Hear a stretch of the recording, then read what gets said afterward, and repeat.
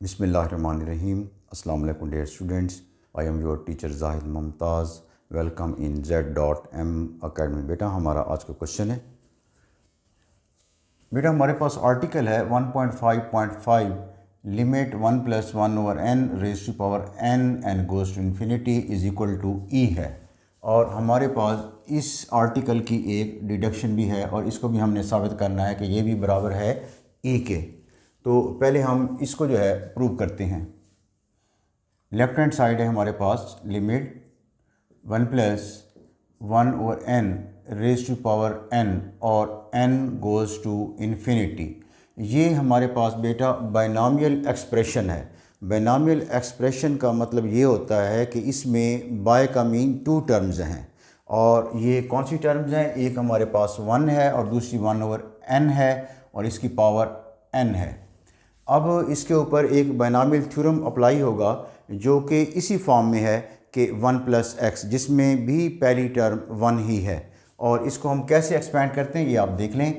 1 + x raise to power n, जब हम इसको एक्सपेंड करते हैं तो हमें हासिल होता है 1 + nx, ये पावर x से मल्टीप्लाई होगी। इसके बाद हमें हासिल होगा n × n-1 ओवर 2 फैक्टोरियल और यहाँ आ जाएगा x²। यहाँ हमारे पास असल में 1 फैक्टोरियल है, यहाँ 2 फैक्टोरियल है, यहाँ 1 फैक्टोरियल है तो x की पावर 1 है, 2 फैक्टोरियल है तो x की पावर 2 है।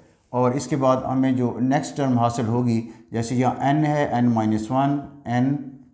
n-1, इसके बाद नेक्स्ट टर्म आएगी n-2 और 2 है तो यहाँ हमारे पास 3 फैक्टोरियल होगा और यहाँ x की पावर 3 होगी एंड प्लस सो ऑन। इसी तरह ये टर्म्स चलेंगी। इस एक्सपेंशन बाइनॉमियल एक्सपेंशन के मुताबिक हम इस बाइनॉमियल एक्सप्रेशन को एक्सपेंड कर सकते हैं, क्योंकि हमारे पास यहाँ 1 है, यहाँ 1 है, इसके बाद दूसरी टर्म है और पावर है, यहाँ भी दूसरी टर्म है और पावर है। तो इसके मुताबिक जब हम इसको एक्सपेंड करेंगे तो हमें हासिल होगा लिमिट यहाँ 1 + nx, n और x हमारे पास है 1 ओवर n।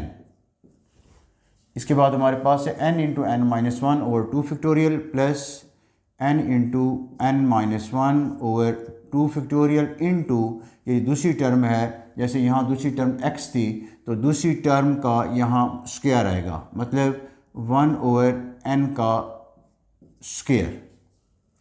इसके बाद बेटा तीसरी टर्म आएगी प्लस n, ये हमारे पास है n-1 ओवर 2 फैक्टोरियल है। जैसे यहाँ हमारे पास n था फिर n-1 हुआ, यहाँ और टर्म आएगी n-2, यहाँ 2 फैक्टोरियल है तो यहाँ क्या आएगा 3 फैक्टोरियल और यहाँ दूसरी टर्म का स्क्वायर है और यहाँ 3 फैक्टोरियल है तो दूसरी टर्म का क्यूब आएगा। ठीक है बेटा। इसके बाद यहाँ हमारे पास आएगा प्लस सो ऑन। इसी तरह हम इस एक्सप्रेशन को क्या करेंगे, एक्सपेंड करेंगे।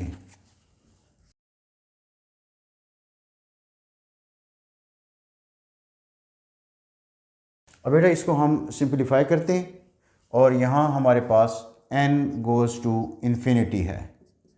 लिमिट यहाँ हमें हासिल होगा 1 प्लस ये n इस n से कैंसिल हो जाएगा, प्लस 1 हो जाएगा और यहाँ हमें हासिल होगा n है हमारे पास। यहाँ पहले मैं लिख लेता हूँ n ओवर 2 फैक्टोरियल और यहाँ हमारे पास है n-1। तो n-1 से हम n को कॉमन लेंगे और ये कैसे कॉमन लेंगे आप ज़रा इसको देख लें। n-1 है हमारे पास, मैं इसको n से डिवाइड भी करता हूँ और मल्टीप्लाई भी करता हूँ। तो डिवाइड भी किया और मल्टीप्लाई भी किया, इससे कोई फ़र्क नहीं पड़ता। अब मैं ये करता हूँ, ये इस n को और 1 को मैं n से डिवाइड करता हूँ तो यहाँ में हासिल होगा n over n-1 over n, n over n-1 over n और यहाँ में हासिल होगा n ओवर n 1 बन जाएगा -1 ओवर n। इसका मतलब ये हुआ, ये हमारे पास जो टर्म है अगर यहाँ से हम n कॉमन लेते हैं तो n बाहर आ जाता है, n की जगह 1 आ जाता है और 1 की जगह 1 ओवर n आ जाता है। तो इस रूल के मुताबिक हम यहाँ जो है यहाँ n-1 से n कॉमन लेते हैं तो ये n कॉमन लिया और यहाँ में हासिल होगा, यहाँ n की जगह 1 - 1 की जगह 1/n, और ये है 1/n का होल स्क्वायर है, और 1 का स्क्वायर 1 आएगा और n का स्क्वायर n स्क्वायर बन जाएगा। और ये n हमने इसलिए कॉमन लिया ताकि n into n n square बन जाए और इस n स्क्वायर से क्या हो जाए बेटा, कैंसिल हो जाए।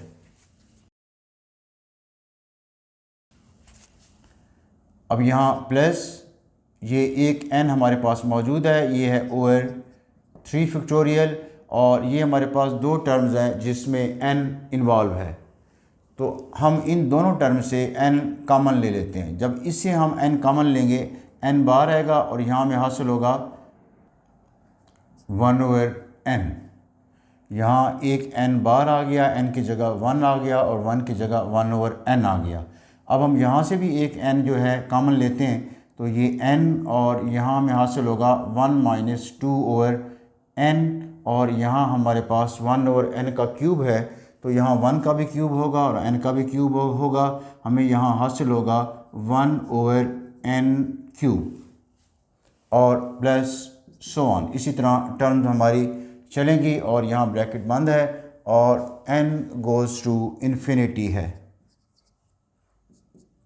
अब हमें हासिल होगा limit n goes to infinity, यहाँ हमारे पास है 1 + 1 अब बेटा ये आप ज़रा इसको देखें गौर से कि n इंटू एन क्या बनेगा, n स्क्वायर ओवर हमारे पास है 2 फैक्टोरियल, और यहाँ हमारे पास है 1 - 1/n इंटू यहाँ है 1/n स्क्वायर प्लस, अब देखिए हमारे पास 3 n है जो मल्टीप्लाई हो रहे हैं, एक n ये है, दूसरा ये है और तीसरा ये है, तो यहाँ हमें हासिल होगा n क्यूब ओवर 3 फैक्टोरियल, और यहाँ हमारे पास है 1 - 1/n और यहाँ है 1 - 2/n इंटू हमारे पास है 1/n cube plus so on. इसी तरह इसकी टर्म्स चलेंगे और यहाँ n गोज़ टू इन्फिनिटी है।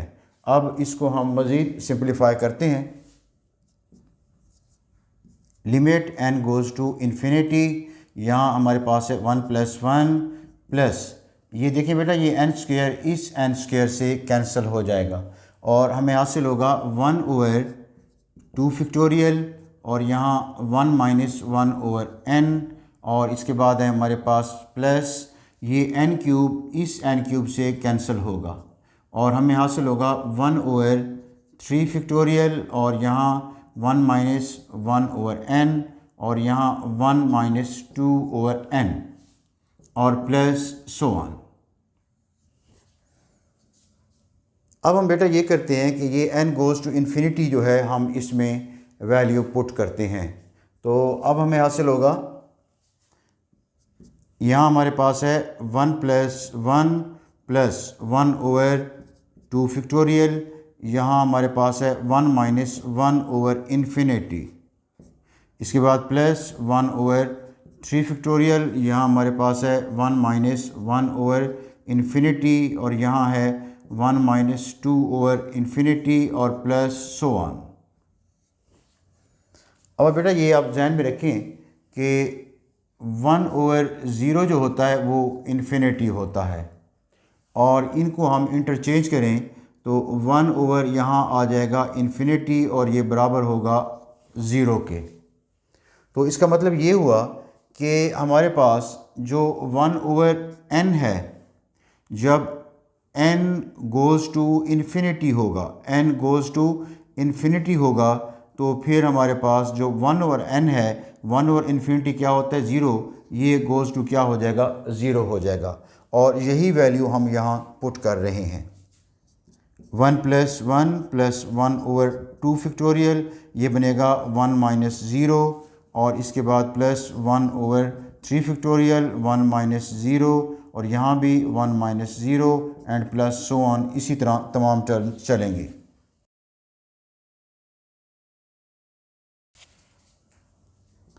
अब बेटा ये बनेगा 1 + 1 प्लस 1/2 2 फैक्टोरियल, 1 माइनस 0 1 होगा और इससे इस फ्रैक्शन के ऊपर कोई असर नहीं पड़ेगा, प्लस 1 ओवर 3 फैक्टोरियल, और यहाँ भी ये दो टर्म, यहाँ से 1 आएगा, यहाँ 1 आएगा, 1 इंटू 1 1 ही रहेगा, एंड प्लस नेक्स्ट टर्म जो हमें हासिल होगी ये बनेगी 1 over 4 factorial plus so on. अब हम ये करते हैं बेटा, इनके फैक्टोरियल मालूम करते हैं।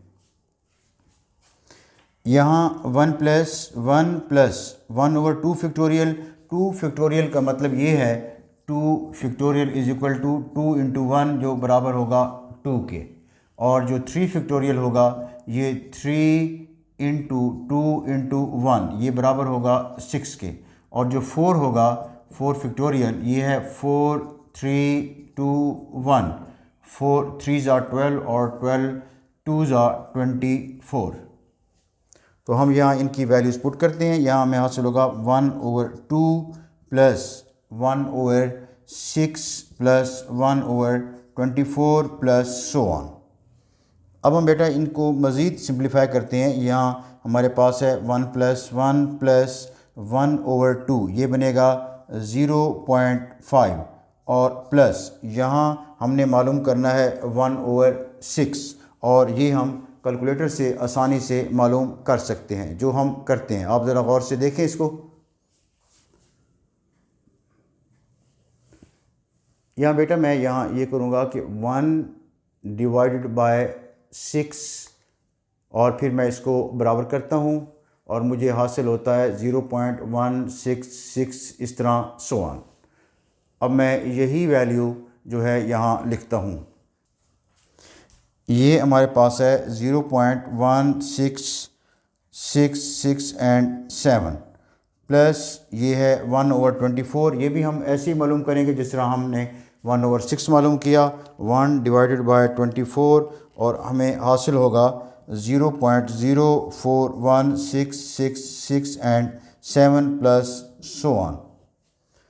अब हम बेटा जब इन टर्म्स को जमा करेंगे, यहाँ हमारे पास है 1 2 3 4 5 टर्म्स हैं, और इससे भी हम जो है ज़्यादा टर्म्स आगे इसी तरह आएंगी। जैसे यहाँ है 1 over 4 factorial, 1 over 5 factorial, 1 over 6 factorial and so on. जब हम इन टर्म्स को जमा करेंगे तो हमें हासिल होगा 2.7182818459 एंड सो ऑन।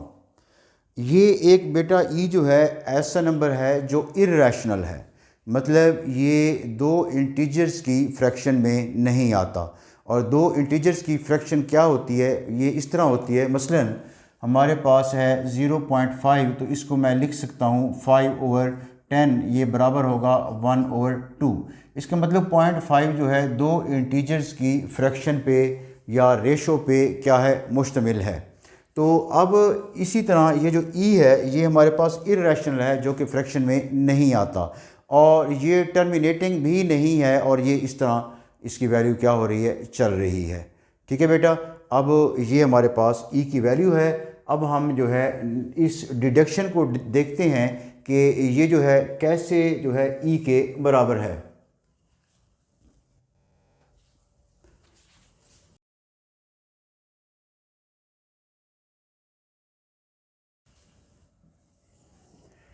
यहाँ आप बेटा ज़रा गौर करें, हमारे पास जो पहले वाला जो आर्टिकल है ये है limit 1 plus 1 over n raise to power n, और यहाँ हमारे पास है 1 प्लस x। इसका मतलब ये हुआ कि 1 ओवर n की जगह क्या है, x है, और यहाँ n गोज़ टू इन्फिनिटी है और x गोज़ टू 0 है। पहले आप ज़रा एक बात क्लियर कर लें कि अगर हम n गोज़ टू इन्फिनिटी इसमें पुट करें तो हमारे पास जवाब क्या आता है, ये देख लें। हमें हासिल होगा 1 plus 1 over infinity raise to the power infinity. अब ये बनेगा 1 प्लस 1 ओवर इन्फिनिटी 0 होता है, और इसकी पावर क्या है, इन्फिनिटी, और ये किसके बराबर है, ये हमारे पास बराबर है ई के। अब हम अगर इस डिडक्शन को देखें तो यहाँ हम देखते हैं कि यहाँ हमें क्या हासिल होता है। ये हमारे पास है 1 प्लस एक्स, तो यहाँ 1 plus x, x goes to 0 है तो यहाँ 0 आएगा, और इसकी पावर क्या है 1 ओवर एक्स, और 1 ओवर एक्स गोज़ टू 0 है तो यहाँ 1 ओवर 0। अब इसको हम मज़ीद सिंप्लीफाई करते हैं, 1 plus 0 raise to power 1 over 0 क्या होगा, इन्फिनिटी। इन दोनों की फॉर्म क्या है, सेम है। लिमिट चेंज होने से इन दोनों की फॉर्म क्या आ जाती है, सेम आ जाती है। इसलिए ये भी ई के बराबर है और ये भी किसके बराबर है, ई के बराबर है। तो इसको हम यहाँ प्रूव करते हैं इस आर्टिकल के मुताबिक।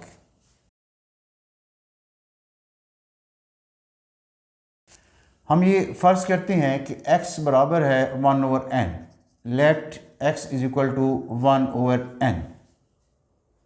अब बेटा जब n गोज़ टू यहाँ इन्फिनिटी है, when n goes to infinity 1 और इन्फिनिटी x क्या हो जाएगा 0, और यहाँ से हमें x गोज़ टू क्या होगा 0, जो कि यहाँ ऑलरेडी क्या है 0 है, और यहाँ x 1 ओवर n है, तो n बेटा किसके बराबर आएगा, n implies that n is equal to, ये आपस में इंटरचेंज हो जाएंगे 1 ओवर x।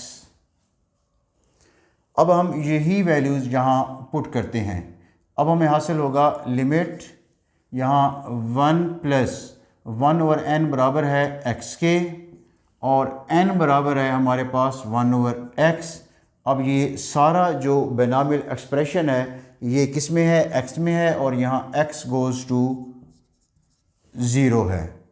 इसका मतलब ये बाइनॉमियल एक्सप्रेशन ये इसके बराबर है, और ये किसके बराबर है, ये ई के बराबर है, तो ये भी किसके बराबर होगा, ई के बराबर होगा, और ये हमने साबित कर लिया।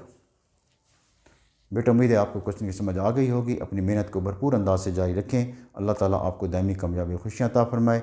आमीन।